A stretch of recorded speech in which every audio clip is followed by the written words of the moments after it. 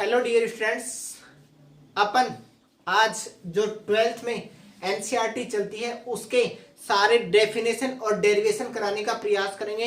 अपन प्रयास करेंगे इस पूरे चैप्टर को एक वन शॉर्ट वीडियो में लपेट दिया जाए। अपन पूरे डिटेल में लगाकर इनकी परिभाषाओं के बारे में बताएंगे और उनको डेरिवेशन को करना कैसे इसके बारे में अपन आपको बताएंगे, ठीक है। और ये कंटेंट आरबीएससी, सीबीएसई और अदर बोर्ड का एग्जाम देने वाले सभी बच्चों के लिए क्या है, यूजफुल है। और पूरा कंटेंट एनसीईआरटी बेस होगा और हिंदी माध्यम में होगा, ठीक है। इसमें टॉपिक पहले लिखे हुए हैं। पहले क्या कराऊंगा, विद्युत आवेश तथा विद्युत क्षेत्र, चैप्टर नंबर 1, ठीक है। उसमें पहला टॉपिक करवाएंगे, फिर दूसरा टॉपिक, फिर तीसरा टॉपिक, फिर चौथा टॉपिक, फिर ये, उसके बाद ये, उसके बाद ये, ठीक है। आपको इसी सीक्वेंस में आपकी बुक में दिए गए हैं, इनको इसी सीक्वेंस में अपन पढ़ने वाले हैं, ठीक है। अब इसके बाद मैं वीडियो को पॉज करूंगा और आगे के टॉपिक लिख दूंगा। इन टॉपिकों को अपन पहले देखेंगे। अपना सारे टॉपिक सामने लिखे हुए हैं, इनका स्क्रीनशॉट लें। इसके अलावा इसके बाद में आने वाले टॉपिक को मैं यहां लिख रहा हूं और उसके बाद उसको हल करेंगे एक एक टॉपिक को, ठीक है। मैं इसका स्क्रीनशॉट ले लो आप एक बार, ठीक है। ले लिया होगा सबने स्क्रीनशॉट, ठीक है। रोकें।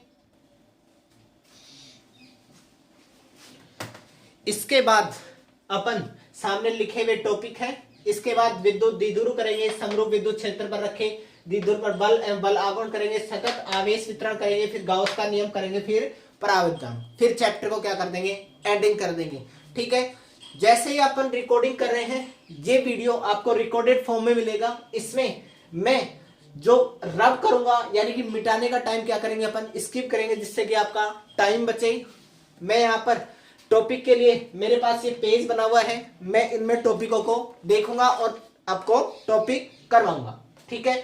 जैसे मैंने सारे टॉपिक मैंने अपने पेज पर लिख दिए हैं, जैसा कि आपके बोर्ड पर लिखे हुए हैं, ऐसे कि ऐसे मैंने अपने पेज पर लिख लिए हैं। इन पेज पर देखते हुए मैं जैसे आपको जिस सीक्वेंस में टॉपिक लिखवाए गए हैं उन्हीं सीक्वेंस में आपको टॉपिक कराने वाला हूं, ठीक है। टॉपिकों को देखते जाएंगे और टॉपिक पहले कौन सा कराया उसको पहले करवाएंगे, बाद वाले को बाद में। उसके बाद जैसे भी आपने सीक्वेंस अपन ने लिखवाई है उसी अनुसार अपन अपने टॉपिकों को आगे रन करते जाएंगे। और आप भी जैसा मैंने लिखा है उसको अपने पहले पेज पे बना लें और उसके बाद देखें कि आपको ये टॉपिक कहाँ कहाँ करवाए गए हैं। आप जिस भी संस्था में पढ़ते हो, जहां भी पढ़ते हो, वहीं के नोट्स देखते हुए मैं आपको ओनली यहाँ पर परिभाषाएं बताऊंगा और उसके अलावा जो डेरिवेशन है उसका थोड़ा थोड़ा नॉलेज देते हुए आगे बढ़ूंगा। ऑल डेरिवेशन को अपन हल करते हुए आगे बढ़ेंगे, ठीक है। अब अपन इन डेरिवेशन में किस चीज का ध्यान रखेंगे, ऐसे नहीं लिखेंगे समीकरण 1 व 2 से, समीकरण 5 से, समीकरण 8 से, ऐसे नहीं लिखेंगे। अपन क्या करेंगे, डायरेक्ट सीधे मान रखेंगे। आप अपनी कॉपी में देखेंगे और आप उनको हल कर लेंगे, ठीक है। ये वीडियो आपको नॉलेज देने के लिए है, जो अपन ने पढ़ रखा है उसी को बूस्टअप करने का टाइम है। अब नोट्सों का टाइम जा चुका है, नोट्स बनाने का टाइम अब नहीं है, ठीक है। अपन ने टॉपिक बता दिए हैं पहले, जो इस 1 से 8 तक, फिर कहां से 9 से 13 तक, टोटल कितने टॉपिक करवाएंगे अपन, 13 टॉपिक करवाएंगे। तो अपन बिना टाइम वेस्ट किए आप इसका एक बार स्क्रीनशॉट ले लें और आप बिना टाइम वेस्ट किए हुए अपने टॉपिक को रन करना शुरू करें, ठीक है। ले लिया, स्क्रीनशॉट ले लिया। मैं इनको क्या कर रहा हूं, मिटा रहा हूं। मैं इनको क्या कर रहा हूं, मिटा रहा हूं, ठीक है। मिटा दूं। आप इनका सभी का क्या ले लें, स्क्रीनशॉट ले लें और उसके बाद अपन शुरू करते हैं अपने वीडियो को, ठीक है। अपन ने सारे टॉपिक लिखवा दिए हैं। अब इन्हीं टॉपिकों को मैं परिभाषित करूंगा। परिभाषा आपकी बुक में लिखाई हुई है, आपके सर ने जिन्होंने भी पढ़ाया होगा उन्होंने आपको ये परिभाषाएं लिखवा रखी है। मैं परिभाषाएं यहाँ बोलूंगा, आप उनको ओनली समझेंगे, ठीक है। स्थिर वैद्युत की किसे कहते हैं, सबसे पहली परिभाषा इस चैप्टर की, विद्युत आवेश तथा विद्युत क्षेत्र। विद्युत आवेश तथा क्षेत्र में पहली परिभाषा स्थिर वैद्युत की किसे कहते हैं। स्थिर वैद्युत की किसे कहते हैं, भौतिक विज्ञान की वह शाखा, भौतिक विज्ञान की वह शाखा जिसमें स्थिर आवेश, सबसे कीवर्ड क्या है, स्थिर आवेश के गुण में व्यवहार के बारे में अध्ययन किया जाए, भौतिक विज्ञान की वह शाखा, भौतिक विज्ञान की वह शाखा जिसमें स्थिर आवेश के गुण व व्यवहार के बारे में अध्ययन किया जाए, भौतिक विज्ञान की वह शाखा जिसमें स्थिर आवेश के गुण व व्यवहार के बारे में अध्ययन किया जाए उसे स्थिर वैद्युतिकी कहते हैं। पहली परिभाषा अच्छे से सुने, भौतिक विज्ञान की वह शाखा जिसमें स्थिर आवेश के गुण व व्यवहार के बारे में अध्ययन किया जाए उसे क्या कहेंगे, स्थिर वैद्युतिकी। यहाँ धारा वैद्युतिकी दे देता तो अपन क्या लिखते हैं, भौतिक विज्ञान की वह शाखा जिसमें किसका अध्ययन किया जाएगा, इसमें तो किसका अध्ययन किया जाएगा, स्थिर नाम आ गया तो स्थिर और धारा आ गया तो गतिशील आवेश आ जाएगा फिर, है ना। अपने अभी पहली परिभाषा ये है स्थिर वैद्युतिकी, भौतिक विज्ञान की वह शाखा जिसमें स्थिर आवेश के गुण व व्यवहार के बारे में अध्ययन किया जाए उसे स्थिर वैद्युतिकी कहते हैं। ठीक है, दूसरी बात, दूसरी परिभाषा आ रही है विद्युत आवेश किसे कहते हैं। वास्तविकता में विद्युत आवेश की कोई परिभाषा नहीं होती, विद्युत आवेश की कोई परिभाषा नहीं होती। ठीक है, अब अपन इसको शब्दों में बांधने का प्रयास करें तो पदार्थ का वह गुण या वस्तु का वह गुण जिसके कारण वह चुंबकीय गुण व विद्युतीय गुण प्रदर्शित करे, यानी कि पदार्थ या वस्तु या पदार्थ का वह गुण जिसके कारण वस्तु का वह गुण जिसके कारण वह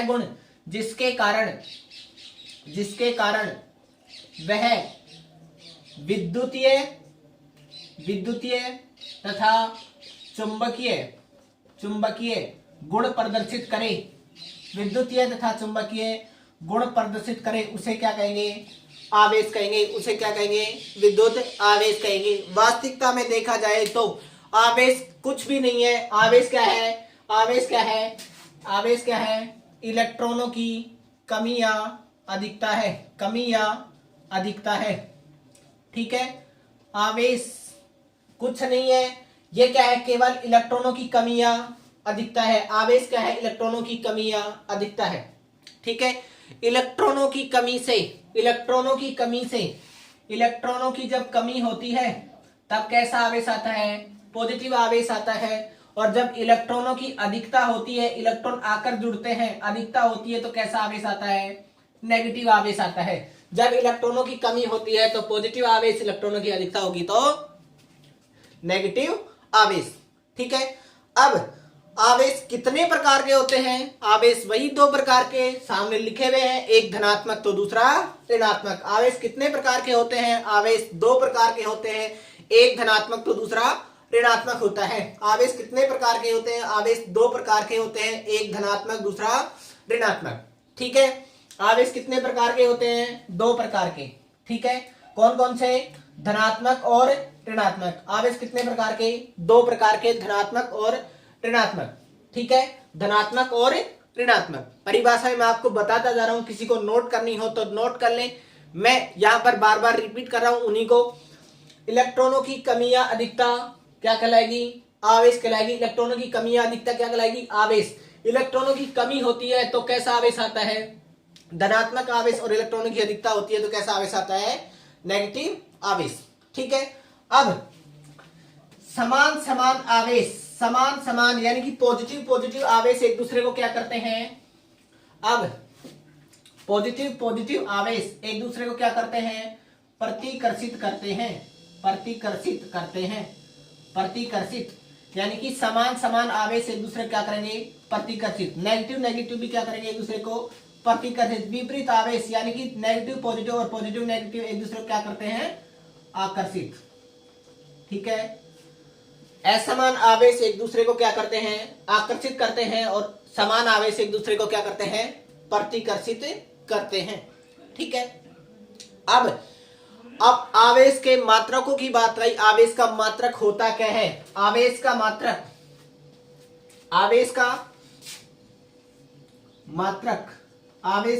क्या होगा, आवेश का मात्रक क्या होगा, कूलाम होगा। आवेश का मात्रक क्या होता है, कूलाम होता है। आवेश का मात्रक क्या होता है, कूलाम होता है। ठीक है, और आवेश का मात्रक क्या होता है, ESU, इलेक्ट्रोस्टैटिक यूनिट यानी कि स्थिर वैद्युत इकाई। ठीक है, EMU कितना होता है, इलेक्ट्रो मैग्नेटिक यूनिट। ठीक है, ESU, EMU। ठीक है, और क्या होता है, फ्रैंकलिन भी इसी का होता है, फ्रैंकलिन आवेश का, फ्रैंकलिन फ्रैंकलिन फ्रैंकलिन किसका मात्रक होता है, आवेश का, और ये कैसा मात्रक है, और क्या होता है, स्टेट कूलम, स्टेट कूलम। ठीक है, स्टेट कूलम किसका मात्रक होता है, आवेश का मात्रक होता है। स्टेट कूलम, फ्रैंकलिन ये किसके मात्रक होते हैं, और आवेश का सबसे बड़ा मात्रक, सबसे बड़ा मात्रक कौन सा होता है, फैराडे होता है, फैराडे होता है। और एक फैराडे बराबर 96,500 कूलम। ठीक है, और सबसे छोटा मात्रक पूछ रहे तो क्या होगा, फ्रैंकलिन या स्टेट कूलम या ESU। ठीक है, और ये कैसा मात्रक है, ऐसा ही मात्रक है, ये कैसा मात्रक है, ऐसा ही मात्रक है। और यहां पर ये कैसे मात्रक है, CGS मात्रक है।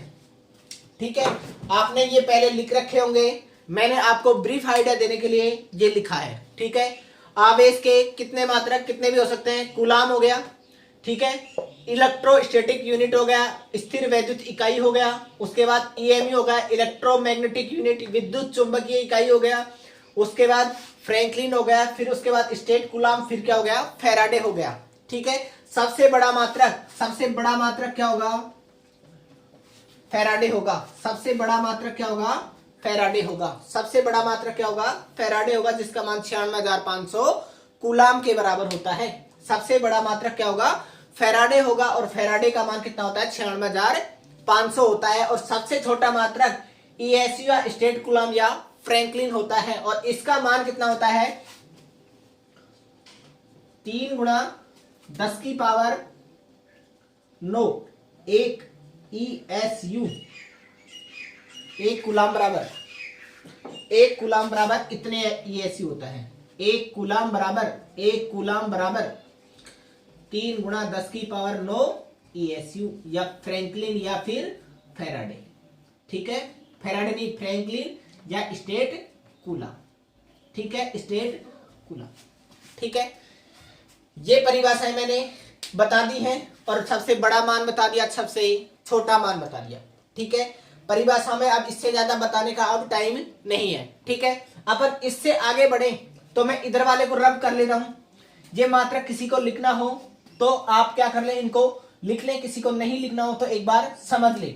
सबसे बड़ा मात्रक क्या होता है, सबसे बड़ा मात्रक फैराडे होता है। सबसे छोटा मात्रक ESU फ्रैंकलिन या स्टेट कूलाम, सारे दोनों तीनों क्या होते हैं, बराबर ही होते हैं। और 1 कूलाम बराबर 3 × 10⁹ ESU या फ्रैंकलिन या स्टेट कूलाम। ठीक है, अब इससे मैं आगे बढ़ना चाहूं तो अगला टॉपिक अपना क्या है, अगला टॉपिक क्या है, विद्युत आवेश के गुण। विद्युत आवेश के गुण, ऊपर वाले को मिटा ले। विद्युत आवेश का पहला गुण क्या कहता है, विद्युत आवेश का पहला गुण क्या कहता है, आवेश निश्चलता का नियम। यानी कि आवेश गतिशील अवस्था में हो चाहे स्थिर अवस्था में हो, आवेश क्या हो, चाहे गतिशील अवस्था में हो चाहे स्थिर अवस्था में, Q गतिशील बराबर Q स्थिर। स्थिर अवस्था में और गतिशील अवस्था में आवेश का मान कभी भी चेंज नहीं होता। आवेश निश्चलता यानी कि गतिशील अवस्था में आवेश का मान मापा गया। मान लो 1 कूलाम आवेश था, इसको मैंने गतिशील करने के बाद देखा, तब भी ये कितना रहेगा, 1 कूलाम। इसका द्रव्यमान चेंज हो सकता है लेकिन आवेश चेंज नहीं होगा। ठीक है, आवेश चेंज नहीं होगा। ठीक है, क्यों, स्थिर अवस्था में और गतिशील अवस्था में आवेश का मान क्या रहता है, बराबर। ये क्या है, आवेश निश्चलता का नियम है। आवेश क्वांटाइजेशन यानी कि आवेशों का वितरण किसी पृष्ठ पर सतत रूप से ना होकर विविक्त रूप से यानी होता है, यानी कि इलेक्ट्रॉन के छोटे छोटे पैकेट्स के रूप में रहता है। कहने का अर्थ मूल आवेश इलेक्ट्रॉन के गुणनफल के रूप में रहता है। यानी कि कहने का अर्थ क्या हुआ, Q = N × में E। ठीक है, N × में E, और E क्या है, इलेक्ट्रॉन है। E क्या है, इलेक्ट्रॉन है, इलेक्ट्रॉन। और इसे क्या भी कहा जाता है, मूल आवेश। क्या कहा जाता है, मूल आवेश। किसी वस्तु पर इलेक्ट्रॉनों का वितरण सतत रूप से न होकर विविक्त रूप से होता है, यानी कहने का अर्थ आवेशों के क्वांटा के रूप में होता है, आवेशों के पैकेट्स के रूप में रहता है, और पैकेट्स किसके रहेंगे? इलेक्ट्रॉनों के रहेंगे, यानी कि इलेक्ट्रॉन के पूर्ण गुणज के बराबर होता है। और एन का मान कभी भी कैसा नहीं होगा? पूर्ण गुणज नहीं होगा, यानी कि 1 2 3 4 5 ऐसे होगा।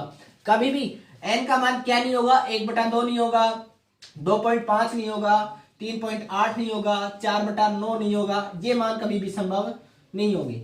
यानी कि आवेश की सबसे छोटा मान, आवेश का सबसे छोटा मान कौन होता है? इलेक्ट्रॉन। और इलेक्ट्रॉन का मान कितना होता है? 1.6 × 10⁻⁻19 कूलाम के बराबर। इतनी बात मैं समझ रहा हूं कि आपको क्लियर होगी। ठीक है, आवेशों का क्वांटाइजेशन किसे कहेंगे? आवेश किसी पृष्ठ पर सतत रूप से वितरित ना होकर किसके रूप में? इलेक्ट्रॉन या मूल आवेश के पूर्ण गुणज के रूप में वितरित रहते हैं। आवेश की सबसे छोटा मान कितना होता है? इलेक्ट्रॉन होता है, इसका आगे तोड़ा नहीं जा सकता। ये किसके रूप में? एन का मान क्या रहेगा? 1 2 3 4 5 6 7 8 9 10, यानी कि ये क्या रहेगी? पूर्णांक संख्या रहेगी। ठीक है, ये क्या था? आवेश क्वांटाइजेशन का नियम। ठीक है, अगला आता है अपना कौन सा? आवेश क्वांटाइजेशन के अलावा अब अगला नियम क्या कह रहा है? आवेश संरक्षण का नियम। आवेश को ना तो उत्पन्न किया जा सकता, ना ही नष्ट किया जा सकता, एक वस्तु से दूसरी वस्तु पर स्थानांतरित किया जा सकता है। आवेश को ना तो उत्पन्न किया जा सकता, ना ही नष्ट किया जा सकता, एक वस्तु से दूसरी वस्तु पर स्थानांतरित किया जा सकता है। आवेश को एक वस्तु से दूसरी वस्तु पर स्थानांतरित किया जा सकता है। प्रकृति में कुल आवेश हमेशा क्या रहता है? संरक्षित रहता है। यही क्या है? आवेश संरक्षण का नियम है। आवेश को ना तो उत्पन्न किया जा सकता, ना ही नष्ट किया जा सकता, एक वस्तु से दूसरी वस्तु पर स्थानांतरित किया जा सकता है, एक वस्तु से दूसरी वस्तु पर स्थानांतरित किया जा सकता है। आवेश योज्यता गुणधर्म। आवेश योज्यता गुणधर्म क्या कहता है? ये हो चुका अपना, ये हो चुका, ये हो चुका, और ये कर रहे हैं। ठीक है, आवेश योज्यता यानी कि आवेश होगा वो किसका पालन करेगा? योग गुणधर्म का क्या करेगा? पालन करेगा। जैसे कि ये कोई वस्तु थी, इस पर +5 कूलम, -3 कूलम, प्लस में 2 कूलम, तो इस पर कुल आवेश का मान कितना होगा? सभी का क्या हो जाएगा? साधारण योग, यानी कि 5 कूलम + 2 कूलम माइनस में 3 कूलम। माइनस है तो माइनस के साथ, प्लस है तो प्लस के साथ, मान कितना हो जाएगा? 4 कूलम। क्यू का मान किसके बराबर? 4 कूलम के बराबर हो जाएगा। ठीक है, यहां तक बात क्लियर है। यानी कि आवेश किसका पालन करेगा? योग गुणधर्म का पालन करेगा। ठीक है, यानी कि इनका जैसा अपना साधारण योग होता है उसी के अनुसार आवेशों को भी क्या किया जाएगा? जोड़ा जाएगा। अब आती है आवेशन की विधियां। आवेशन की विधियां यानी कि किसी वस्तु पर आवेश कैसे कैसे उत्पन्न किया जा सकता है उसके बारे में चर्चा कर रहे हैं। आवेशन की विधियां क्या है? घर्षण द्वारा। जब दो वस्तुओं को रगड़ा जाता है, जब दो वस्तुओं को रगड़ा जाता है तो एक वस्तु पर धनात्मक तो दूसरी वस्तु पर ऋणात्मक आवेश आ जाता है। पहली विधि घर्षण विधि। इस विधि के अनुसार जब दो वस्तुओं को रगड़ा जाता है तो एक वस्तु पर धनात्मक तो दूसरी पर ऋणात्मक आवेश उत्पन्न हो जाता है। यही क्या कहलाती है? आवेशन की पहली विधि घर्षण विधि। दो वस्तुओं को जब रगड़ा जाएगा तो एक पर धनात्मक तो दूसरी पर ऋणात्मक। ठीक है, यानी कि दोनों पर आवेश क्या होगा? उत्पन्न होगा, और दोनों को वापस जोड़ दिया जाएगा तो आवेश क्या हो जाएगा? एक दूसरे को निरस्त कर जाएगा, वापस क्या हो जाएंगी? निरावेशित हो जाएंगी। ठीक है, अब बात आई भौतिक स्पर्श के द्वारा। अपन क्या करें? एक आवेशित चालक गोला है, ये कोई आवेशित चालक गोला है, इसके पास दूसरा अनावेशित, ये क्या है? प्लस प्लस आवेशित था, ये कैसा था? निरावेशित। ठीक है, एक आवेशित गोले के पास या आवेशित गोले के पास अपन किसको रखें? निरावेशित वस्तु को। एक आवेशित वस्तु के पास निरावेशित वस्तु को रखें तो ये दोनों पर आवेश क्या आएगा? समान हो जाएगा। अगर ये समान आकार की है तो ये, अगर दोनों का आकार समान है तो आधे आवेश इस पर चले जाएंगे और आधे इस पर रह जाएंगे। जैसे इस पर 6 कूलम था, इस पर आवेश कितना था? 6 कूलम। जब इसके संपर्क में लाया, निरावेशित वस्तु के संपर्क में लाया तो आधा किसको दे दिया? अगर समान आकार की है, जब आकार का मान क्या है? समान है, तो आधा आवेश आगे वाली को दे देगा, 3 खुद के पास रह जाएंगे, 3 दूसरे के पास चले जाएंगे। ठीक है, वो भी कैसे आवेशित हो जाएगी? धनात्मक आवेशित हो जाएगी 3 कूलम से। यानी कि कहने का क्या हुआ? एक अनावेशित वस्तु के पास से आवेशित वस्तु को जब स्पर्श करवा के रख दिया जाए तो उनके आवेश क्या हो जाएंगे, स्थानांतरित हो जाते हैं, स्थानांतरित हो जाते हैं और वस्तु क्या हो जाती है, आवेशित हो जाती है। ठीक है, अब अगली बात आई प्रेरण के द्वारा आवेशन। ठीक है, अब क्या करेंगे, अपने पास एक क्या होगी, आवेशित छड़ होगी, एक क्या होगी, आवेशित छड़ होगी। ठीक है, इस आवेशित छड़ को एक निरावेशित गोले के पास लेके आएंगे, स्पर्श नहीं करवा रहे, इसमें तो भौतिक स्पर्श में तो टच करवा दिया था, अब प्रेरण में क्या नहीं करवाएंगे, टच नहीं करवाएंगे, इसके पास लेके आएंगे तो इसके एक तरफ तो कैसे आवेश उत्पन्न हो जाएंगे, नेगेटिव, अगर ये पॉजिटिव है तो इस तरफ कैसे होंगे, नेगेटिव, और इधर क्या हो जाएंगे, पॉजिटिव आवेश उत्पन्न हो जाएंगे। ठीक है, अब इन पॉजिटिव आवेशों को किससे संपर्कित कर दिया जाएगा, भू संपर्कित कर दिया जाएगा, तो ये आवेश किसमें चले जाएंगे, पृथ्वी में, और जैसे ही इसको वापस इसको हटा लिया जाएगा, इस आवेशित छड़ को वापस हटा लिया गया तो कैसी आवेशित हो जाएगी, ऋण आवेशित हो जाएगी। धनात्मक छड़ है तो अपना निरावेशित वस्तु कैसी होगी, अगर ये धनात्मक है तो कैसी होगी, ऋणात्मक, अगर ये ऋणात्मक है तो कैसी होगी, धनात्मक। ठीक है, ये क्या थी, आवेशन की विधियां। ठीक है, आवेश के बारे में जितनी चीजें थी वो क्या हो गई, खत्म हो गई। ठीक है, अब एक बात और बताना चाहूंगा मैं ये कहता हूं, अगर कोई वस्तु इलेक्ट्रॉन ग्रहण करती है तो उसका द्रव्यमान हमेशा बढ़ता है, कोई वस्तु अगर इलेक्ट्रॉन ग्रहण करती है तो उसका द्रव्यमान हमेशा बढ़ता है, अगर कोई वस्तु इलेक्ट्रॉन त्यागती है तो उसका द्रव्यमान क्या होता है, कम होता है। ठीक है, उसका द्रव्यमान क्या होता है, कम होता है। इसके आगे अपना आता है कूलाम का नियम। ठीक है, इसके आगे क्या आता है, ये थोड़ी थोड़ी परिभाषाएं थी, परिभाषाओं को पढ़ते हुए अपन क्या बढ़ रहे हैं, आगे बढ़ रहे हैं। अब अगली बात अपना क्या है, कूलाम का नियम। ठीक है, अगला चौथा टॉपिक है कूलाम का नियम। ठीक है, आपके पास ब्लूप्रिंट दे रखा है, उसमें देखें अगला टॉपिक क्या है, कूलाम का नियम। कूलाम का नियम क्या कहता है, चौथा नंबर है ना, चौथा, कूलाम का नियम क्या कहता है, चौथा ये ना, पांचवा है भाई, चौथा तो करवा दिया, पांचवा कूलाम का नियम। दो बिंदु आवेश एक दूसरे से कुछ दूरी पर रखे हों, दो बिंदु आवेश एक दूसरे से कुछ दूरी पर रखे हों, आर दूरी में मान रहा हूं, यहां से दो बिंदु आवेश Q1 व Q2 हैं, तो इन आवेशों के मध्य लगने वाला बल, इन दोनों आवेशों के गुणनफल के समानुपाती तथा इनके बीच की दूरी के वर्ग के क्या होता है, व्युत्क्रमानुपाती। दूरी हमेशा कैसी ली जाएगी, सीधी ली जाएगी, दूरी कैसी ली जाएगी, सीधी ली जाएगी। जैसे ही मैं इसको हटाऊंगा समानुपाती को तो क्या आ जाएगा, k Q1 Q2 अपॉन में R स्क्वायर, और k की वैल्यू कितनी होती है, 1/4 पाई एप्सिलॉन नॉट, और इसकी वैल्यू कितनी होती है, 9 गुणा 10 की पावर 9, मात्रक क्या हो जाएगा, न्यूटन मीटर स्क्वायर बटे में कूलाम स्क्वायर। ठीक है, अब इसके एप्सिलॉन नॉट की मान निकालना चाहिए तो एप्सिलॉन नॉट की वैल्यू कितनी होती है, 8.85 गुणा 10 की power -12 coulomb upon newton meter square. ठीक है, ये बहुत ही इंपॉर्टेंट टॉपिक है, और इससे अगर मैं इसको सदिश रूप में लिखना चाहूं तो मैं क्या लगा दूंगा, इसको वेक्टर लगा दूंगा, और k Q1 Q2 अपॉन में R स्क्वायर, और क्या लग जाएगा, R कैप लगा दूंगा। ठीक है, यहां तक कोई दिक्कत है क्या। अब सबसे बड़ी बात, इसमें से कोई मात्रक जरूर पूछने वाला है, इसमें से अगर चाहे k की वैल्यू पूछ ले, चाहे एप्सिलॉन की, चाहे इसका मात्रक पूछ ले, चाहे इनकी विमा पूछ ले। ठीक है, अब अपन एक की विमा निकालना चाहे, इसकी विमा निकालना चाहे तो कितनी होगी, m1 L1 T-2, और ये क्या हो जाएगा, मीटर स्क्वायर L स्क्वायर बटे में A1 और T1। आवेश की विमा क्या होती है, आवेश की विमा क्या होती है, A1 और T1। ठीक है, आवेश की विमा क्या होती है, A1 T1। जैसे ही मैं इसको हल करूंगा तो मान कितना आएगा, m1 L3 T की पावर कितनी हो जाएगी, -3, और A की पावर -1। ठीक है, अगर मैं इसकी विमा निकालना चाहूं तो इसकी क्या हो जाएगी, इसके जस्ट विपरीत, क्या है, ये एक दूसरे क्या है, व्युत्क्रमानुपाती। मान क्या हो जाएगा, उल्टा m-1 L-3 T3 और A, ये किसकी विमा हो जाएगी, एप्सिलॉन की विमा हो जाएगी। निर्वात में अपेक्षित विद्युतशीलता, निर्वात की आपेक्षिक विद्युतशीलता।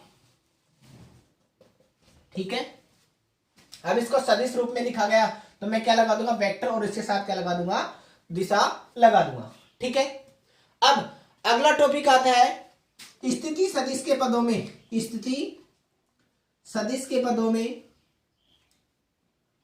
में कूलाम का नियम, कूलाम का नियम। अब स्थिति सदिश के पदों में कूलाम का नियम क्या कहता है, अपने पास ये कोई बिंदु है x और y, ठीक है, यहां से कोई बिंदु यहां रखा हुआ है q, और अपना आवेश कहां रख दिया, q0। ठीक है, अब q1 के कारण किस पर निकालना है, इस q0 पर 1 के कारण क्या निकालना है, बल निकालना है। यहां से यहां तक की दूरी r1 और यहां से यहां तक की दूरी r0। q1 q2 मान ले, क्या कितने लिखे, q1 q2, q1 q2 और ये कितना r1 और r2। ठीक है, अब यहां से यहां की दूरी का मान निकालना चाहिए तो ये क्या हो जाएगा, सदिश रूप के नियम से, यानी कि त्रिभुज नियम, त्रिभुज ओ ए बी सी से। ठीक है, यानी कि डेल आर की वैल्यू किसके बराबर होगी, किसमें, R2 माइनस में R1 के बराबर। इसको क्या लिखा जा सकता है, R12 वेक्टर, इसको क्या लिखा जा सकता है, R12 वेक्टर। ठीक है, 1 से कहां जा रहे हैं, 1 से 2 पर, तो अपने को स्थिति सदिश के पदों में बल का मान निकालना हो, F किस पर लगा रहे हैं, 2 पर, F21 यानी कि Q2 आवेश पर, Q2 मिटा दो क्या इसको एक बार,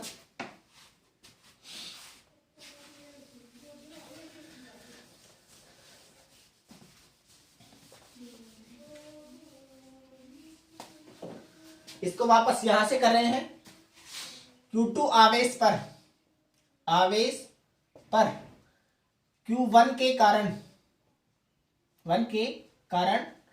बल F किस पर लग रहा है, 2 पर, किसके कारण, 1 के, यानी कि इसका अर्थ होता है आवेश पर और इसका अर्थ होता है के कारण। ठीक है, अब इसका आप F21 की वैल्यू निकालेंगे तो F21 की वैल्यू क्या हो जाएगी, K Q1 Q2 अपॉन में R कितना 1 2 का स्क्वायर इंटू में R12 का कैप। कई टीचर क्या करते हैं, इसको 21 लिख दिया, इसको 21 ऐसे ही लिख देते हैं, लेकिन वास्तविकता में कंडीशन क्या होती है, अंतिम में से पहले वाला घटता है। और इसको मैं सदिश रूप में लिखना चाहूं तो R कैप की value R vector upon R के मोड के बराबर, R वेक्टर के मोड के बराबर होती है। और R12 की वैल्यू कितनी है, R12 वेक्टर की वैल्यू है R, ये निकाला हुआ R2 माइनस में R1 वेक्टर। ठीक है, R कैप की वैल्यू निकालेंगे तो R कैप की वैल्यू कितनी हो जाएगी, F21 और K Q1 Q2 अपॉन में R कितना लिखूं, 2 माइनस में R1 वेक्टर की स्क्वायर इंटू में R21 माइनस में 1 बटे में R2 माइनस में R1। और इसको क्या लिखा जा सकता है, और क्या लिखा जा सकता है, F12 वेक्टर की value K Q1 Q2 upon में R2 माइनस में R1 और पूरे का क्या हो जाएगा, होल क्यूब इंटू में R2 माइनस में R1। ये मोड नहीं है भाई, ये कोष्टक है। ठीक है, मोड का अर्थ क्या होता है, ये बिना दिशा के साथ आएंगे। ठीक है, अब इसी प्रकार F21 निकालें, F21 की वैल्यू किसके बराबर होगी, क्या अब इसके बराबर होगी K Q1 Q2, देखो F21 क्या हो जाएगा, R2 माइनस में R1 की पावर कितनी 3, और सेम टू सेम कितना, पहले क्या है 2 है,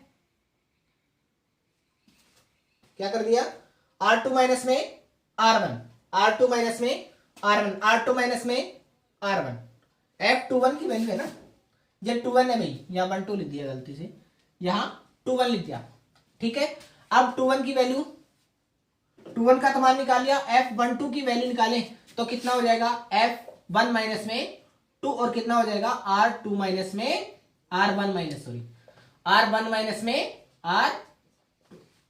ठीक है, अब दोनों की तुलना करें तो F12 का मान अगर मैं इसमें से माइनस लगा के बाहर निकलो तो सेम राशि आएगी, कितना हो जाएगा F12 F21 के बराबर, किसके माइनस में। इसका परिमाण में तो दोनों क्या होंगे बराबर, लेकिन क्या होंगे दिशा में विपरीत होंगे। ये अपना क्या है कूलाम का नियम, ठीक है, यहां तक कर लिया होगा सबने। अब इसके बाद अपन क्या करें, बहुत सारे आवेशों के निकाय के कारण लगने वाला बल, सेम टू सेम स्थिति दोहराएंगे, इसमें कोई दिक्कत नहीं है, सेम टू सेम, ठीक है। बहुल आवेशों के कारण, अगला टॉपिक क्या है, बहुल आवेशों के कारण कूलाम का नियम या फिर अध्यारोप नियम या फिर कूलाम का अध्यारोपण सिद्धांत, ठीक है। ये क्या कहता है, कोई अपना पास परीक्षण आवेश है, ठीक है, ये कोई परीक्षण आवेश है, इस पर कोई भी आवेश Q नोट रखा हुआ है, ठीक है, इस पर अन्य आवेशों के कारण लगने वाला बल, अन्य आवेशों के कारण लगने वाला बल निकालना है, ठीक है। ये Q1 है, ये Q2 है, ये Q3 है और ये कितना है Qn है। तो F नेट की वैल्यू किसके बराबर होगी, किसके कारण लग रहा है, पहला F1 प्लस में F2 प्लस में F3 प्लस में F4 और डैश डैश Fn। वेक्टर की फॉर्म है तो वेक्टर, नहीं है तो कोई बात नहीं। अगर मैं इसको R1 लिखूं तो सीधा R1 लिख देंगे, इसको R2 लिखूं तो कितना सीधा R2 लिख देंगे, R3 और R4, ठीक है। लेकिन आपकी किताब में कैसे दिया गया है, किताब के अनुसार ही पढ़ा दें, ठीक है, तो किताब के अनुसार ही करा देते हैं। चलो अब देखो इसमें क्या थे, ये है, बहुत सारे निकाय हैं, ये रहा, ये रहा, ये रहा, ये रहा, यहां पर कोई बिंदु रखा हुआ है, इस पर अपने को बल का मान निकालना है, ठीक है। ये Q1 Q2 Q3 और Qn, ठीक है। इस पर लगने वाला बल कितना होगा, इधर की तरफ, और इस पर लगने वाला इधर की तरफ, ठीक है। ये किसके कारण लग रहा है, यहां से यहां तक की दूरी R1 R2 R3 और कितना Rn, ठीक है। जिसको क्या लिखा जाएगा, 1 कहाँ है, 1 ये रहा F1, F2 कहाँ है, 2 ये रहा F2 और ये कितना है F3 और ये कितना है Fn, ठीक है। अब किस आवेश पर लग रहा है, अपन वास्तविकता में 0 लगाएंगे, Q नोट आवेश पर, Q नोट आवेश पर, Q नोट आवेश पर, Q नोट आवेश पर किसके कारण, Q1 के कारण बल कितना हो जाएगा, F नोट 1, अभी बताया, K Q1 Q2 अपॉन में नोट है भाई, नोट इंटू में 1 और वैल्यू क्या हो जाएगी R नोट माइनस में R, अपन पहले सीधा लिख लें क्या, ये कितना हो जाएगा R10 का होल स्क्वायर इंटू में R10 कैप, ठीक है। इसी प्रकार सारे निकालेंगे, तो सारों को मैं एक साथ लिख रहा हूं। अब इसको दोबारा हल नहीं करना, मैं आगे वाले Q नोट पर किसके कारण, Q2 के कारण लगने वाला बल कितना हो जाएगा F0, 2 की वैल्यू कितनी होगी K Q note Q1 but Q2 बटे में R कितना 20 स्क्वायर R0 पार्ट 20 का कैप, ठीक है। इसी प्रकार n तक निकालेंगे और n तक निकालने पर n का मान कितना हो जाएगा F0n vector equal to K Q1 Q naught Qn बटे में Rn0 का होल स्क्वायर इंटू में Rn0 क्या हो जाएगा कैप, ठीक है। अब मैं इसको हल करके आगे लिख रहा हूं, R कैप किसके बराबर, R वेक्टर अपॉन R के बराबर, R वेक्टर अपॉन R के वेक्टर का परिणामी, ठीक है।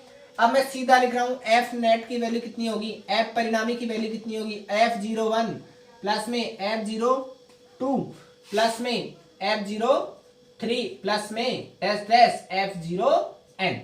एफ नेट की वैल्यू कितनी हो जाएगी, के क्यू नोट क्यू वन बटे में क्या हो जाएगा, जितना मान दिया हुआ है आर 10 स्क्वायर आर 10 की कैप। ऐसे ही के क्यू नोट क्यू टू बटे में क्या हो जाएगा आर 20 और कितना हो गया आर 20 कैप प्लस में डैश डैश। ऐसे ही के क्यू नोट क्यू एन बटे में आर एन 0 इंटू में आर एन 0 का क्या हो जाएगा कैप। मैं इसको समेशन की फॉर्म में लिखना चाहूं, F naught equal to summation of किसमें, सब में क्या आ जाएगा, कॉमन बार आ जाएगा, सब में क्या बार आ जाएगा, के बार आ गया और क्यू नोट बार आ गया।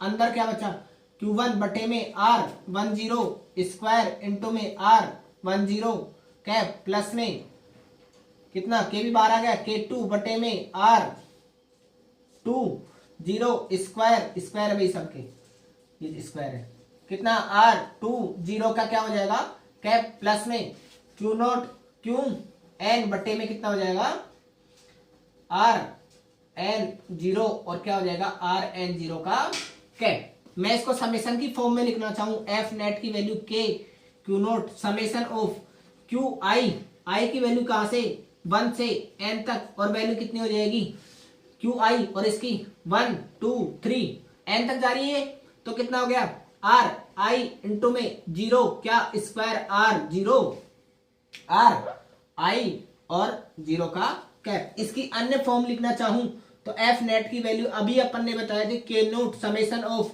आई इक्वल टू 1 to n और इसको क्या लिख सकते हैं क्यू आई बटे में आर आई माइनस में आर आर 0 माइनस में आर आई आर 0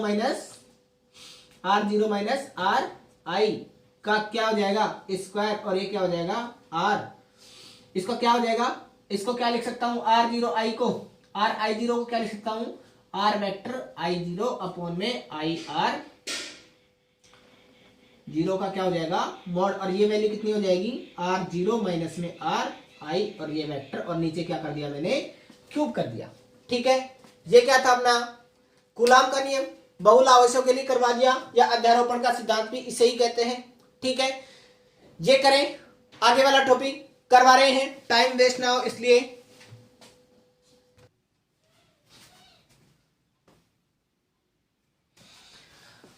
अगला टॉपिक आता है विद्युत क्षेत्र। विद्युत क्षेत्र कहते किसे हैं, विद्युत क्षेत्र सबसे पहले किसे कहते हैं, जब किसी आवेश के पास अन्य आवेश को लाया जाए, जब किसी आवेश के पास अन्य आवेश को लाया जाए तो वो आकर्षण या प्रतिकर्षण, जैसे ये कोई आवेश रखा हुआ था यहां पर, ठीक है, मैं अन्य आवेश क्यू नोट को लेके आ रहा हूं, ठीक है, इसके द्वारा ये जब इसके पास आएगा तो क्या कर लेगा, एक दूसरे को क्या करेंगे आकर्षित या प्रतिकर्षित करेंगे।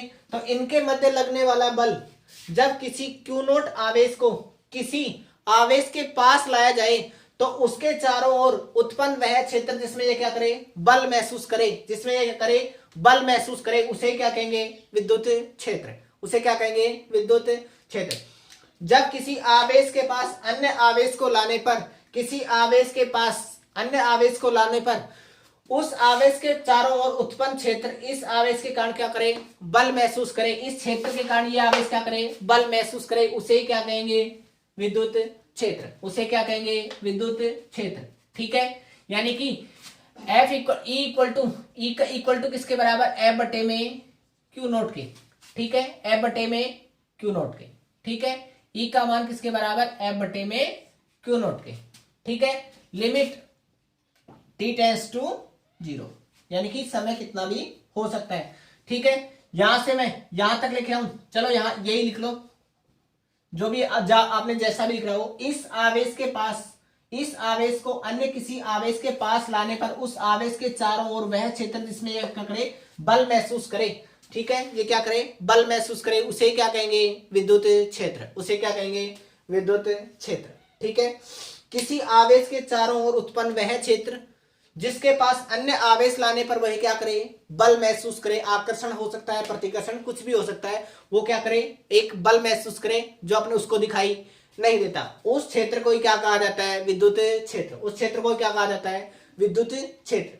ठीक है, इस परिभाषा में कोई दिक्कत है क्या, जब किसी आवेश के पास, जब किसी आवेश के पास अन्य आवेश को लाने पर, जब किसी आवेश के पास अन्य आवेश को लाने पर वह आकर्षण या प्रतिकर्षण बल महसूस करे, वह क्या करे, आकर्षण या प्रतिकर्षण बल महसूस करे, तो इसके द्वारा उत्पन्न क्षेत्र को ही क्या कहा जाता है, विद्युत क्षेत्र।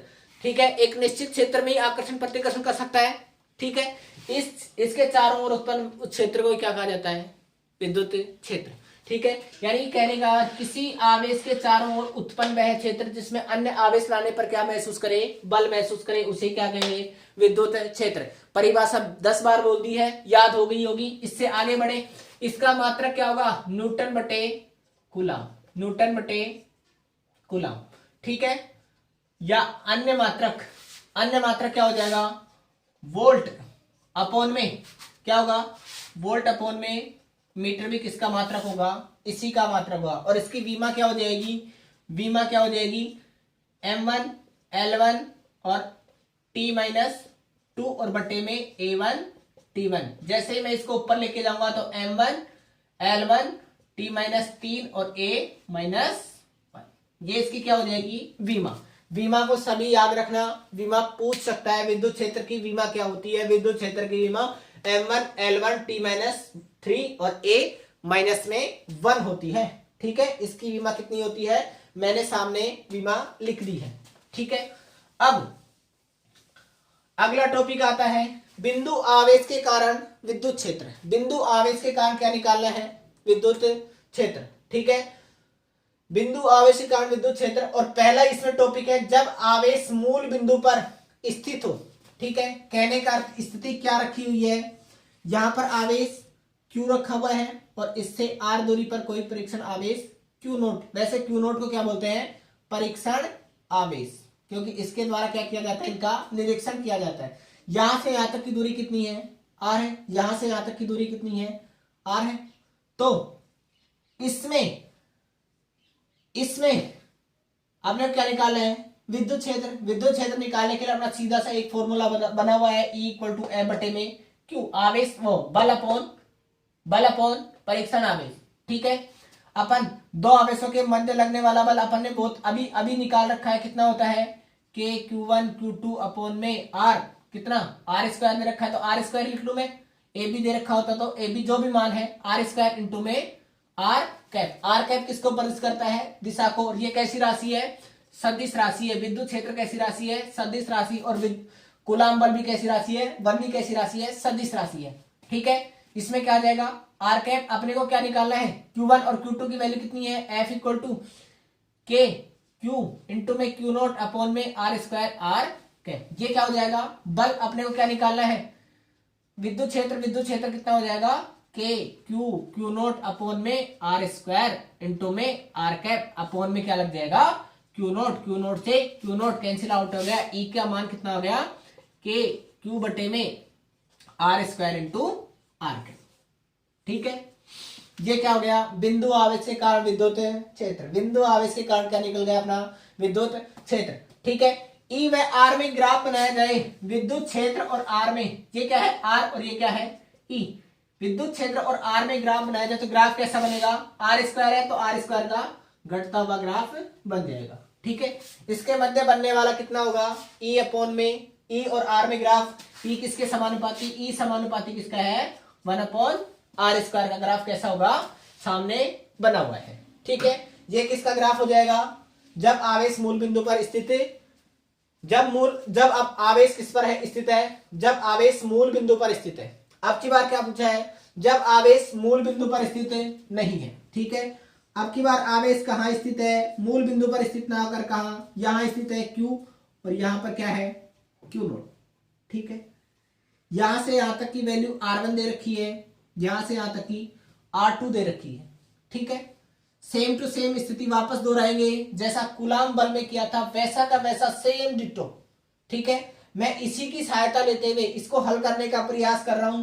देखना, अपन ने क्या करवाया, F = F, यहां से यहां तक इस पर लगने वाला विद्युत क्षेत्र निकालना है, किस पर, Q0 पर, E0 किसके कारण, ये 1 दे दो, इसको 1 दे देता हूं, इसको E0 पर वन के कारण विद्युत क्षेत्र, और कई बार इसको E1 भी लिख दिया जाता है, कई बार इसको क्या लिख दिया जाता है, E1 भी लिख दिया जाता है। ठीक है, तो E1 लिख जाए तो भी एक ही बात है, अपने को तो इस E1 का मान चाहिए, E1 का मान चाहिए तो F01 का मान तो अपने को चाहिएगा। F01 का मान कितना होगा, K Q1 इंटू में Q0 अपॉन में क्या हो जाएगा, यहां से यहां तक की दूरी, यहां से यहां तक की दूरी कितनी होती है, अभी अभी अपन ने बताई। अपन कहां से जा रहे हैं, R1 से जा रहे हैं, कहां पर जा रहे हैं, नोट पर जा रहे हैं, R1 नोट। ठीक है, 1 से किस पर जा रहे हैं, नोट। ठीक है, 2 लिख रखा है, इसको 2 लिख रखा है तो अपन R1 2 अंतिम में से पहले वाला घटाएंगे, अंतिम में से पहला मान कितना हो जाएगा, F01 की वैल्यू कितनी हो जाएगी, R0 दे लेता हूं, चलो इसको दूरी को नाम भी, दूरी क्या चेंज करनी, फिर आप कहोगे ये क्या कर दिया, R1 और कितना 0, कहां से जा रहे हैं 1 से 0 की तरफ, 1 से 0 की तरफ, मान कितना हो जाएगा R10 square, R10 cap, R10 का क्या कैप। ठीक है, अब E का मान कितना होता है, E01 की वैल्यू कितनी हो जाएगी, K Q1 Q0 अपॉन में कितना R10 का क्या होल स्क्वायर इंटू में R10 का कैप बटे में क्या हो जाएगा Q0, F बटे में Q0, Q0 से क्या कट जाएगा Q0, E01 की वैल्यू किसके बराबर हो जाएगी, KQ अपॉन में R10 का क्या स्क्वायर और R10 कैप। ठीक है, अब इसको अन्य फॉर्म में लिखना चाहो तो क्या लिख दोगे, R0 माइनस में R1। ठीक है, R0 माइनस में R1 भी लिख सकते हो। ठीक है, अब इसको और सुधार करना चाहो तो इसको क्या लिख सकते हो, E01 का मान कितना होगा, K Q बटे में ये कितना है R0 माइनस में R1 का क्या हो जाएगा स्क्वायर, और ये कितना हो गया R, ये क्यूब लगा दे, क्यूब और R वेक्टर 0 माइनस में R1। ठीक है, ये भी इसी की क्या हो जाएगी फॉर्म हो जाएगी, जैसा अपन ने कूलाम नियम किया था, सेम टू सेम स्थिति यहां पर दोहरा दी जाएगी। ठीक है, यहां तक कोई दिक्कत है नहीं है। तो अपन क्या करें, बहुत सारे आवेशों के कारण, तो अपन क्या करेंगे, बहुल आवेशों के कारण विद्युत क्षेत्र का मान निकालें। तो सेम टू सेम जैसा अपन ने कूलाम नियम किया था, तो कूलाम नियम में जैसी विधि अपन ने अपनाई थी वैसे की वैसे सेम टू सेम, उसमें कोई भी छेड़ बदल नहीं करनी है, कोई भी बिना फेर बदल किए ही अपन उसका क्या करेंगे, हल कर देंगे। ठीक है, अगला टॉपिक आता है अपना आवेशों के निकाय के कारण। ये मेरे पास Q0 आवेश है। ठीक है, इस पर इधर R1 ये Q1 है, Q1 है, इधर Q2 है, R1 है या R2 है, और ये कितना है R2, ये है R3 है, Q3 है, और यहाँ क्या है Qn आवेश है, और ये क्या है Rn। ठीक है, E नेट इक्वल टू किसके बराबर, E1 प्लस में E2 प्लस में E3 प्लस में dash dash En, same to same कितना हो जाएगा, E नेट इक्वल टू किसके बराबर, K Q नोट Q1 बटे में क्या हो जाएगा, अब की बार क्या हो जाएगा, Q नोट काम में नहीं आएगा क्योंकि F नोट अपॉन Q अपन सीधा करके काम में लेंगे, तो इसकी वैल्यू कितनी हो जाएगी R1 स्क्वायर प्लस में K Q2 बटे में R2 स्क्वायर, और साथ में क्या आ जाएगी R1 कैप दिशा आ जाएगी और R2 कैप दिशा आ जाएगी, K Q3 बटे में R3 का क्या हो जाएगा स्क्वायर इंटू में R3 कैप प्लस में K Q N अपॉन में Rn, और ये क्या हो जाएगा स्क्वायर और Rn की क्या हो जाएगी दिशा आ जाएगी। ये किसका आ जाएगा, बहुल आवेशों के कारण विद्युत क्षेत्र आ जाएगा। ठीक है, यहां तक करो। इसके बाद अपन शुरू करते हैं आगे वाला टॉपिक। अगला टॉपिक आता है अपना विद्युत क्षेत्र रेखाएं। विद्युत क्षेत्र रेखाएं किसे कहते हैं, ऐसी काल्पनिक या वक्रिक रेखाएं, ऐसी काल्पनिक या वक्रिक रेखाएं ये किससे निकलती है, धनात्मक से निकलती है और किस पर जाती है, ऋणात्मक पर जाती है। ठीक है, ये धनात्मक से निकलती है, किस पर खत्म होती है, ऋणात्मक पर खत्म होती है। विद्युत क्षेत्र रेखाएं वे काल्पनिक या वक्रिक रेखाएं, उन पर अगर स्पर्श रेखा खींची जाए, वे काल्पनिक या वक्रिक रेखाएं यदि उन पर स्पर्श रेखा खींची जाए तो वो स्पर्श रेखा विद्युत क्षेत्र की तीव्रता की दिशा को प्रदर्शित करे, उन्हें ही क्या कहेंगे, विद्युत क्षेत्र रेखाएं। देखो ये धनात्मक से निकली और किस पर गई, ऋणात्मक पर, धनात्मक से निकली और किस पर गई, ऋणात्मक पर। ठीक है, हमेशा विद्युत क्षेत्र रेखाएं धनात्मक से निकलती हैं, प्लस से बाहर निकलती हैं, ऐसे निकलती हैं, लंबवत निकलती हैं, और लंबवत ही क्या करती हैं, बाहर निकलती है भैया, धनात्मक से बाहर निकलती हैं और ऋणात्मक पर क्या होती है, अंदर प्रवेश करती हैं। ऋणात्मक पर क्या होती है, अंदर प्रवेश करती हैं। ये रेखाएं हमेशा लंबवत ही आती हैं और लंबवत ही जाती हैं। ठीक है, इन वक्रित रेखाओं पर अगर स्पर्श रेखा खींची जाए, इन वक्रित रेखाओं पर स्पर्श रेखा खींची जाए, वो स्पर्श रेखा विद्युत क्षेत्र की तीव्रता की दिशा को बताता है, विद्युत क्षेत्र की दिशा को बताता है। यहां पर खींचे तो ये दिशा, यहां पर खींचे तो ये दिशा, ये किसकी दिशा है, विद्युत क्षेत्र की दिशा है, विद्युत क्षेत्र की तीव्रता की क्या है, दिशा है। ठीक है, ये काल्पनिक या वक्रित रेखाएं किसको बताती है, विद्युत क्षेत्र की तीव्रता की दिशा को कौन बताते हैं, इन पर स्पर्श रेखा खींची जाए। इन काल्पनिक या वक्रित रेखाओं को विद्युत क्षेत्र रेखाएं कहते हैं। ये धनात्मक से निकलती है और किस पर जाती हैं, धनात्मक से निकलती है पॉजिटिव से नेगेटिव पर, धनात्मक से निकलती है और किस पर जाती है, ऋणात्मक पर जाकर क्या होते हैं, खत्म हो जाती हैं। और ये विद्युत क्षेत्र रेखाएं या विद्युत बल रेखाएं कभी भी बंद पृष्ठ का निर्माण, बंद वक्र का निर्माण नहीं करती। ठीक है, यहां से निकली और यहाँ पर खत्म। बंद वक्र का मतलब क्या होता है, जैसे चुंबकीय क्षेत्र में क्या होता है, एक ध्रुव से निकलती है, ऐसे विद्युत क्षेत्र चुंबकीय क्षेत्र रेखाएं जाती है, ये ऐसे ना जाकर क्या जाती है, ये कैसे किसका निर्माण करती हैं, कभी भी बंद वक्र का निर्माण नहीं करती हैं। ठीक है, अब ये कभी भी विद्युत क्षेत्र रेखाएं एक दूसरे को कभी भी नहीं काटती हैं। ये विद्युत क्षेत्र रेखाएं कभी भी एक दूसरे को नहीं काटती हैं। अगर विद्युत क्षेत्र रेखाएं एक दूसरे को काट दें, ये विद्युत क्षेत्र रेखा ये रही और एक ये मान लो ये रही। ठीक है, अगर ये विद्युत क्षेत्र इस पर स्पर्श रेखा खींची जाए और इस पर स्पर्श रेखा खींची जाए, ई की दिशा कितनी हो गई, 2। अगर ये विद्युत क्षेत्र रेखाएं एक दूसरे को काट दे तो विद्युत क्षेत्र की दिशा कितनी होगी, 2। और विद्युत क्षेत्र की दो दिशाएं कभी भी पॉसिबल नहीं है, विद्युत क्षेत्र की दो दिशाएं कभी भी पॉसिबल नहीं है। विद्युत क्षेत्र रेखाएं या विद्युत बल रेखाएं कभी भी एक दूसरे को नहीं काटती हैं। ये धनात्मक से निकलती हैं, ऋणात्मक पर खत्म होती हैं, धनात्मक से निकलती हैं, ऋणात्मक पर खत्म होती हैं। ठीक है, इसके अलावा ये विद्युत क्षेत्र रेखाएं कभी भी एक दूसरे को नहीं काटती हैं। अगर ये काटती, एक दूसरे को काटती, तो इन पर स्पर्श रेखा खींची जा सकती थी कितनी, 2। इन पर स्पर्श रेखा कितनी खींची जा सकती थी, 2। अगर 2 विद्युत क्षेत्र स्पर्श रेखा होगी तो विद्युत क्षेत्र की तीव्रता की कितनी दिशाएं होगी, 2, जो कि कभी भी संभव नहीं है। विद्युत क्षेत्र रेखाओं की कभी भी 2 दिशाएं नहीं हो सकती। अगर यहाँ पर कोई विद्युत क्षेत्र रेखा काट रही है, उसकी हमेशा क्या होगी, एक दिशा। तो विद्युत क्षेत्र रेखाएं एक दूसरे को कभी भी नहीं काटती हैं। ठीक है, अब बात आई ये विद्युत क्षेत्र रेखाएं, एक तो कौन सा क्षेत्र होता है, समरूप विद्युत क्षेत्र, और एक होता है असमरूप विद्युत क्षेत्र। ठीक है, एक होता है असमरूप, एक होता है समरूप। ठीक है, समरूप विद्युत क्षेत्र किसे कहेंगे, ऐसा क्षेत्र जिनमें विद्युत क्षेत्र रेखाओं के बीच की दूरी क्या रहे, समान रहे। विद्युत क्षेत्र रेखाओं के बीच की दूरी क्या रहे, समान रहे। ठीक है, ऐसा क्षेत्र जिसमें विद्युत क्षेत्र रेखाओं के बीच की दूरी क्या रहे, समान रहे, तो इससे उत्पन्न क्षेत्र कैसा रहेगा, समरूप क्षेत्र। ठीक है, इससे उत्पन्न क्षेत्र कैसा रहेगा, समरूप क्षेत्र। विद्युत क्षेत्र रेखाएं पास या दूर हो सकती हैं।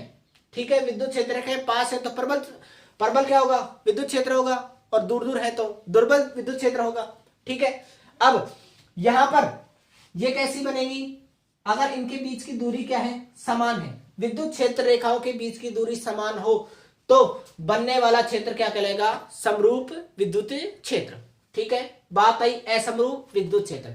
ठीक है, और इसका एग्जांपल क्या हो जाएगा, संधारित्र।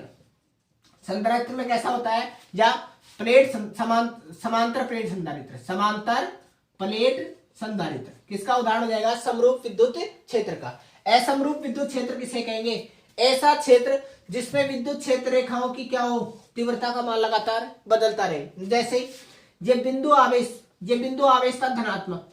ठीक है, इससे विद्युत क्षेत्र रेखाएं निकल गई।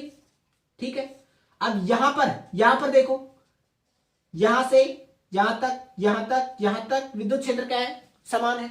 इससे आगे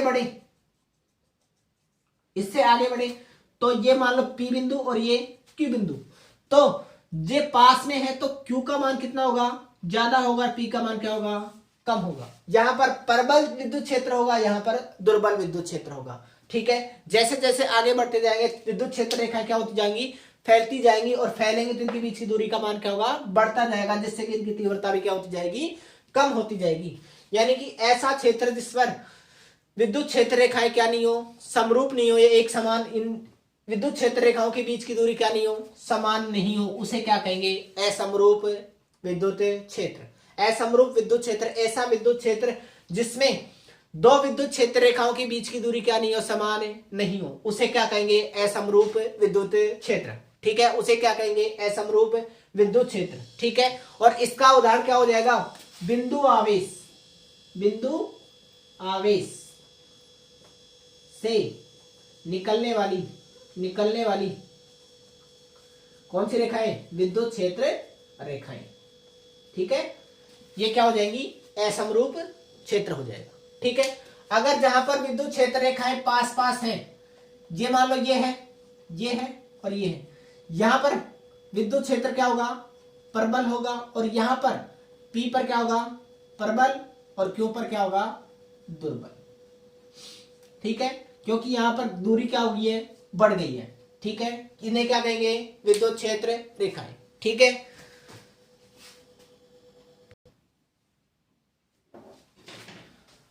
अगला टॉपिक आता है विद्युत फ्लक्स। विद्युत फ्लक्स किसे कहते हैं, किसी बंद पृष्ठ के लंबवत गुजरने वाली कुल बल रेखाओं की संख्या को, या विद्युत क्षेत्र रेखाओं की संख्या को ही विद्युत फ्लक्स कहते हैं। जैसे देखो, ये कोई मेरे पास कोई भी गोला है, कोई भी आकृति है, इसका अल्पांश मैंने काटा यहां। ठीक है, इस अल्पांश से जितनी भी बल रेखाएं गुजरती हैं, उन विद्युत क्षेत्र रेखाओं की संख्या को, जैसे 3 गुजरी तो इसका फ्लक्स का मान कितना हो जाएगा, विद्युत फ्लक्स का मान कितना हो जाएगा, 3 वेबर। ठीक है, 3 गुजरी तो 3, 4 गुजरी तो 4। यानी किसी बंद पृष्ठ से गुजरने वाली, किसी बंद पृष्ठ के अल्पांश क्षेत्रफल से गुजरने वाली कुल विद्युत क्षेत्र रेखाओं की संख्या को ही क्या कहा जाता है, विद्युत फ्लक्स कहा जाता है। ठीक है, किसी बंद पृष्ठ के अल्पांश या अल्प क्षेत्रफल से गुजरने वाली कुल विद्युत क्षेत्र रेखाओं की संख्या को ही क्या कहा जाता है, विद्युत फ्लक्स कहा जाता है। विद्युत फ्लक्स को किससे लिखा जाता है, फाई से, और फाई ई डॉट ऑफ ए होता है। ठीक है, जैसे ही मैं इसको डी फाई का मान निकालता, चलो डी फाई निकाले, तो ई इंटू में डीएस या डीए, आप जो भी लिखना चाहो, इस अल्पांश को मैं डीएस मान के चल रहा हूं, अगर ए मानता तो क्या हो जाता, लिख देता मैं इसको ए लिख देता, इसको मैं क्या लिख लू, फाई ई एस।